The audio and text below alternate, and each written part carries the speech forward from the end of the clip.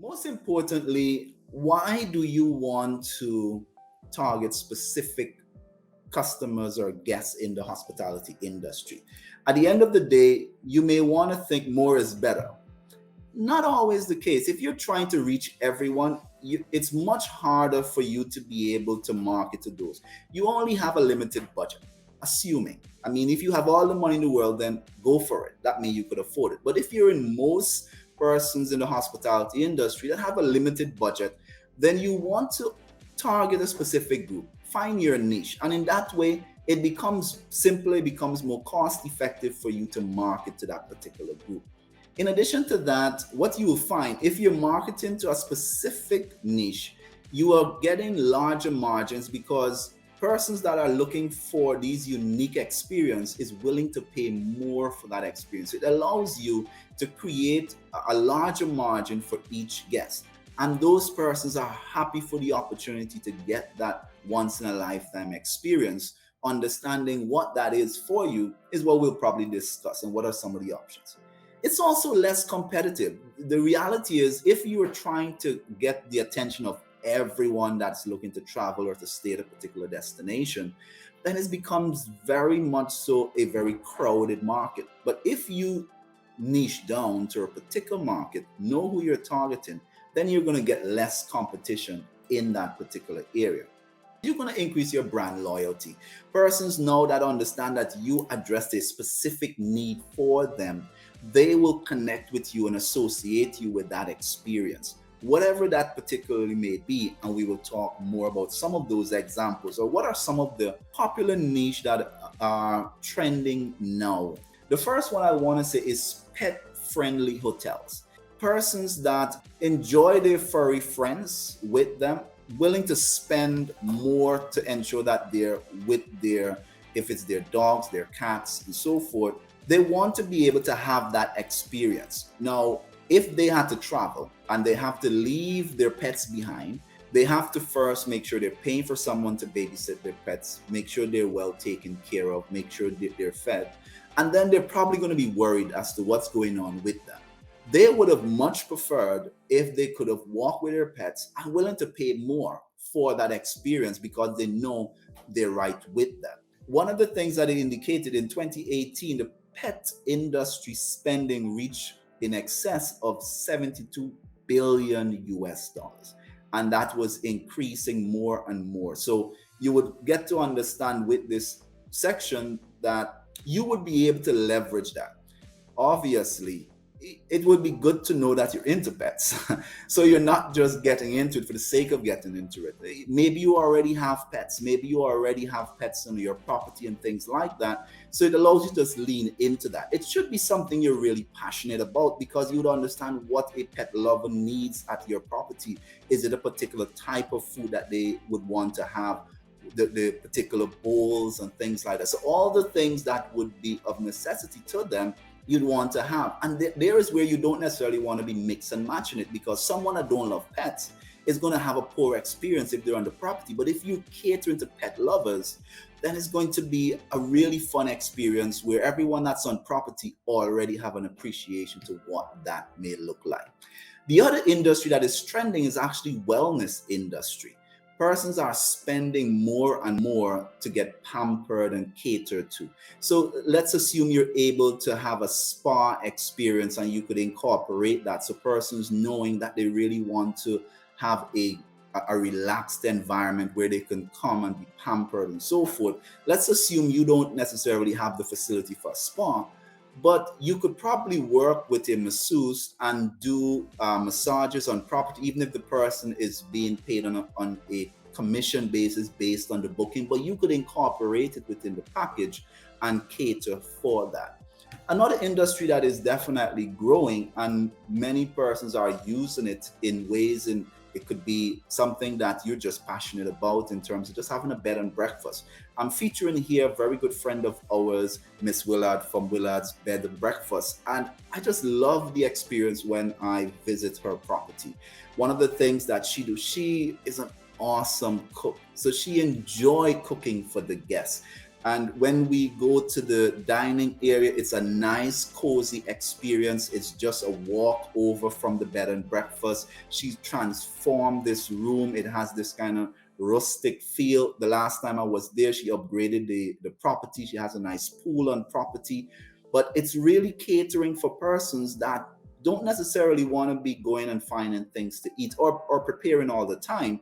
Even though in the bed and breakfast there is a kitchen where you could cook or things like that, but the whole idea that you already have food prepared for you. And what I find now, even coming out of COVID, there's a lot of people that wants to travel, they want to stay, but they don't necessarily want to be going out a lot. They would like to know they could get food right on property, they could relax, have a good time, and just kind of have their room or their place to themselves. And bed and breakfast offers that is much more of a smaller, cozy experience.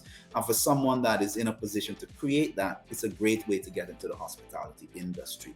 Another trending is boutique hotels. And again, another good friend of mine, Jackie from the villas at Sunset Lane, has really done this well. She's really transformed this property into that immersive experience. It's authentic, it's local. She is trained as in accounts and love chef. So she does what you call a Caribbean fusion recipes that are on site.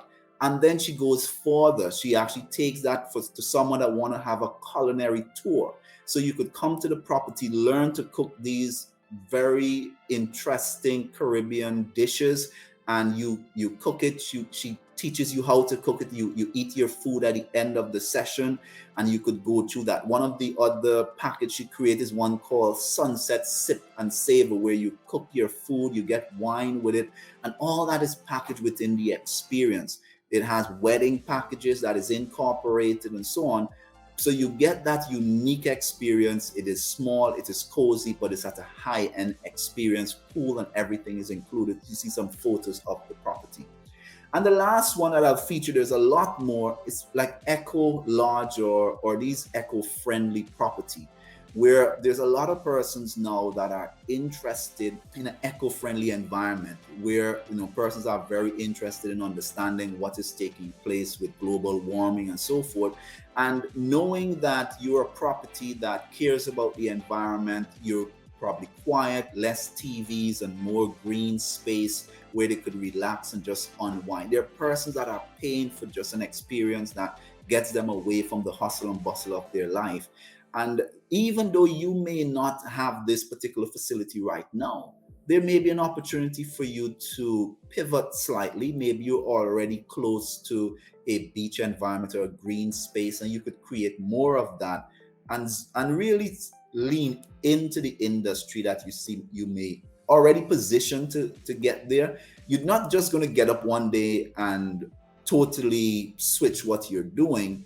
But let's say you're already at a beach area, you're already at where there's birds, and like things like bird watching is a huge pull as well, where persons travel around the world to experience different birds and so forth. So if you're already at a location that have unique birds, you could incorporate that into your package and ensure that you lean into that particular niche.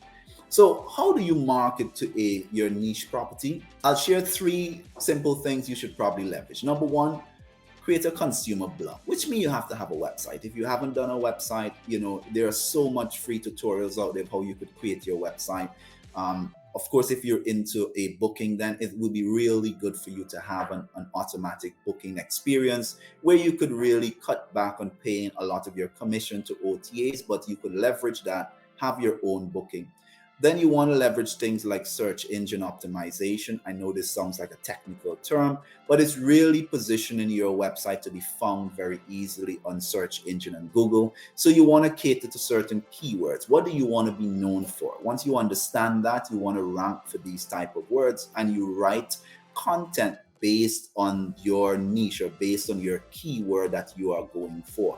The simple term here is just answer specific questions. There are people out there that wants to know how can I do an eco-friendly trip?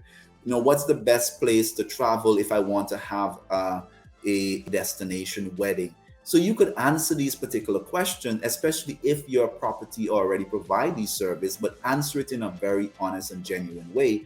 And in that way, persons will be able to leverage the services you're already using. If you're doing a consumer blog, the next progression is just to do an email newsletter. So guests would have joined or signed up with your property. You would ask them for their permission to use their email address to share valuable content with them. If you're already into a particular niche, if you're into bird watching, maybe you're into adventure surfing or kite surfing, if you're writing content based on their niche, they're happy to read your content because you're sending them valuable information. And last one is social media. If you haven't been leveraging social media, you want to definitely do that. But just don't get into hard advertising. Write things that people can do around the property or at the destination. What are places for them to eat? What are tours they could take? Really provide valuable and useful information, such as what does the guest need to know? Is there any particular travel arrangement that they need to know before they travel to your destination? Then share that information with them. Do they need to get a particular type of visa before they come to your property? Do they need to get a particular vaccination? Or does a particular vaccination mix don't work in your destination? It will be useful to share that ahead of time. Persons will find that information maybe on your blog website or your booking website. And if you've already given them all that valuable information, they may already see what are some of the services that you're offering. So in summary here, take the time to really target your audience. Know exactly who you're trying to get to. I think as you get there, as I mentioned earlier, you will be able to create higher margins for your guests.